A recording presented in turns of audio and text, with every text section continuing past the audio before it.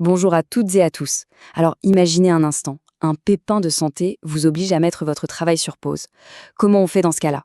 Eh bien aujourd'hui, on va décortiquer une pièce maîtresse du système social suisse, les fameuses indemnités journalières de l'AI. C'est en quelque sorte un pont financier, un filet de sécurité, pensé pour nous aider à traverser ces moments un peu compliqués. Oui, c'est vraiment la question qui taraude tout le monde. Quand on est confronté à une maladie ou un accident, la première angoisse, elle est financière. Comment j'ai payé mes factures? Comment assurer le quotidien de ma famille pendant que je suis en réadaptation? C'est une préoccupation bien réelle. Eh bien, la réponse, c'est justement cette indemnité journalière de l'AEI. J'aime bien l'image du pont financier, parce que c'est exactement ça. En fait, son rôle, c'est de faire le lien, de maintenir un revenu stable entre le moment où on doit s'arrêter de travailler et celui où on peut reprendre une activité. C'est ce qui permet de se concentrer sur sa santé sans l'épée de Damoclès financière au-dessus de la tête. Ok, alors pour y voir plus clair, voici notre programme. On va d'abord parler de ce concept de pont financier. Ensuite, on va se pencher sur les deux grands types d'indemnités.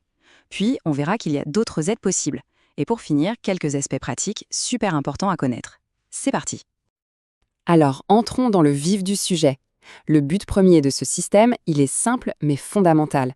C'est de permettre à la personne concernée de se focaliser à 100% sur sa réadaptation sans avoir à se soucier de comment joindre les deux bouts. On enlève le stress financier de l'équation. Alors concrètement, qui a droit à ces indemnités? En principe, c'est pour toute personne assurée dès 18 ans. Il y a une petite exception pour les jeunes en formation, on y reviendra. Leur droit peut commencer avant.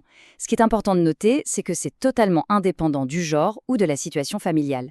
Et logiquement, ce droit s'arrête quand on passe à la retraite AVS. Ok, premier grand cas de figure, une sans doute le plus courant, celui des personnes qui avaient déjà une expérience professionnelle. Pour elles, l'indemnité va être directement liée à ce qu'elles gagnaient avant. Pour y avoir droit, il y a quelques conditions clés. Il faut avoir au moins 18 ans et surtout avoir travaillé juste avant que le problème de santé ne survienne. Le déclencheur, c'est le moment où la mesure de réadaptation vous empêche de travailler et cause une perte de salaire pendant au moins 3 jours de suite. Alors, comment on calcule ça?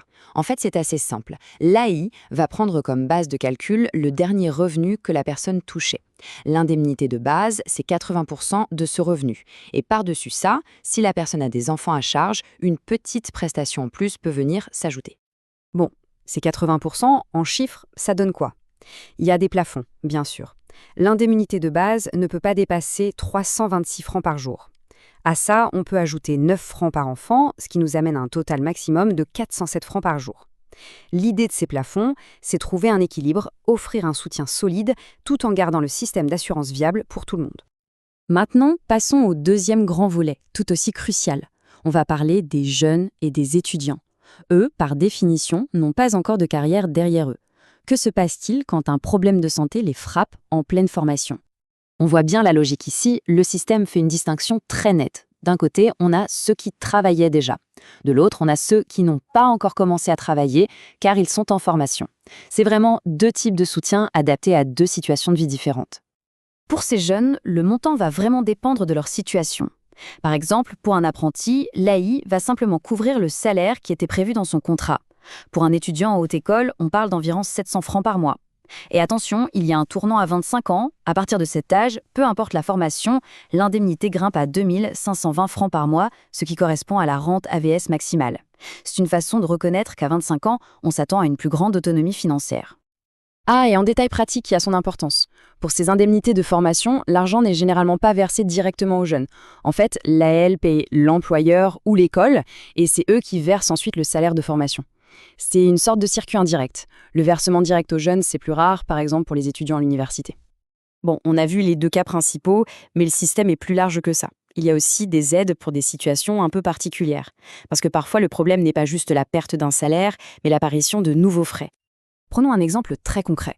Une personne qui était au foyer et qui ne travaillait pas avant son problème de santé. Elle n'a pas de perte de revenus à proprement parler. Mais si sa réadaptation l'oblige à payer pour faire garder ses enfants ou pour aider un proche dépendant, eh bien il existe une allocation spécifique pour couvrir ses frais supplémentaires. C'est logique. Et ce coup de pouce financier, il est plafonné à 82 francs par jour.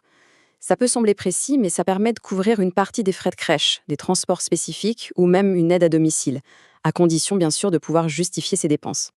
Évidemment, la vie ne s'arrête pas pendant une réadaptation. Il peut y avoir une autre maladie, une maternité. Alors, qu'est-ce qui se passe dans ces cas-là? L'indemnité continue d'être versée, mais pas indéfiniment. La première année de réadaptation, c'est pour 30 jours maximum. La deuxième année, on passe à 60 jours. Et à partir de la troisième année, on peut aller jusqu'à 90 jours. Allez, pour terminer, on va aborder quelques points pratiques qui sont vraiment bons à savoir pour que tout se passe bien. Et là, c'est une super bonne nouvelle. Pas besoin de remplir une montagne de formulaires supplémentaires pour demander cette indemnité. En fait, c'est automatique. Dès que l'Office AI valide une mesure de réadaptation, il regarde tout de suite si la personne a droit à une indemnité journalière. Le système est fait pour être proactif, et ça, c'est vraiment un soulagement. Un point ultra important à comprendre, on ne peut pas cumuler. C'est-à-dire qu'on ne peut pas toucher en même temps les indemnités de l'AI et celles de l'assurance accident ou de l'assurance chômage, par exemple. C'est une règle de base du système social suisse.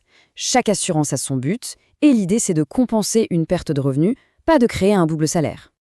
Attention, un détail technique, mais qui change tout. Ces indemnités journalières sont considérées comme un revenu. Ça veut dire quoi? Ça veut dire que des cotisations sociales, comme l'AVS, sont prélevées dessus. Ça peut sembler être un détail, mais c'est crucial parce que ça signifie que même pendant cette période de réadaptation, on continue de cotiser pour sa future retraite. On ne perd pas ces années-là.